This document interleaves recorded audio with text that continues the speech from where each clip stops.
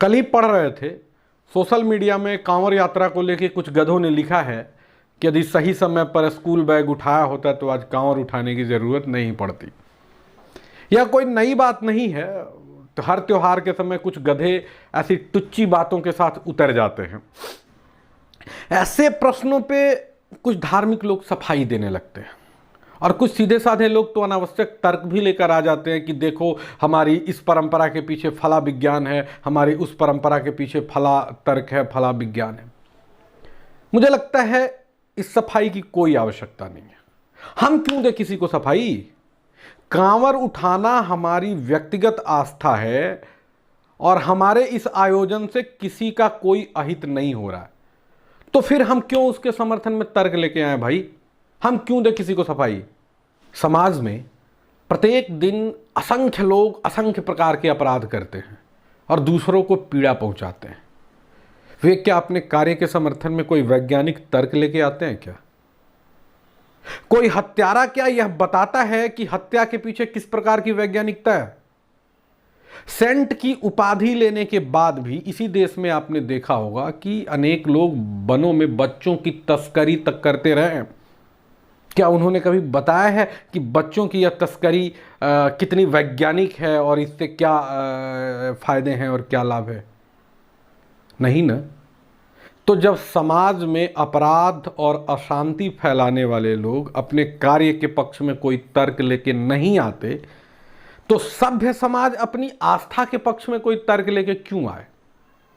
कांवड़ हमारी व्यक्तिगत आस्था का विषय है, तो इस पे प्रश्न खड़ा करने का अधिकार किसी का नहीं है। और आप इस सत्य को खारिज नहीं कर सकते कि आस्था तर्क का विषय नहीं होती। पर तनिक सोचिए, क्या सचमुच ऐसा है कि एक पढ़ा लिखा व्यक्ति ईश्वर और आध्यात्म से दूर हो जाता है? क्या पढ़ लिख लेने या धनवान हो जाने से व्यक्ति की ईश्वर में आस्था कम हो जाती है? नहीं, ऐसा बिल्कुल नहीं है। ईश्वर की आवश्यकता हर व्यक्ति को एक बराबर है। अगर इसको सामाजिक रूप से ही देखा जाए तो आप देखेंगे कि देश में एक भी बड़ा उद्योगपति, बड़ा धनवान व्यक्ति ऐसा नहीं मिलेगा जो अपने आप को नास्तिक कहता हो, जिसकी ईश्वर में आस्था न हो। एक भी वैज्ञानिक आपको नहीं मिलेगा जिसने अपने आप को नास्तिक कहा हो, जिसने अपने आप को आध्यात्म से अलग किया हो। एक भी नहीं मिलेगा। नास्तिक होने का ढोंग भी सामान्यतः वही करते हैं जिनके पास न तो धन होता है और न ही ज्ञान।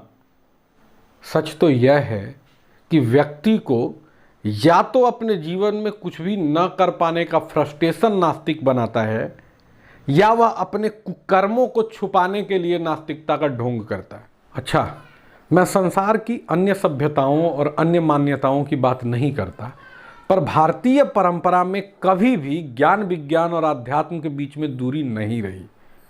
और यही कारण है कि आर्यभट्ट, बाराहमिहिर, ब्रह्मगुप्त, नागार्जुन और बौधायन जैसे बड़े बड़े वैज्ञानिक और महर्षि पतंजलि, महर्षि चरक, सुश्रुत आदि बड़े बड़े जीव विज्ञानी भी विशुद्ध धार्मिक रहे और ऋषि कहलाए। उन्होंने न धर्म से दूरी बनाई न विज्ञान से। और सच यह है कि विज्ञान यदि धर्म से दूरी बना ले तो लोक हितकारी नहीं रहता। भारतीय आध्यात्मिक परंपरा में कभी भी विज्ञान का विरोध नहीं हुआ।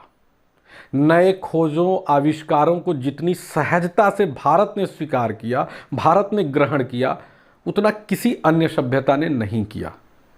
स्वयं को श्रेष्ठ बताने वाले पश्चिम को ही देख लीजिए।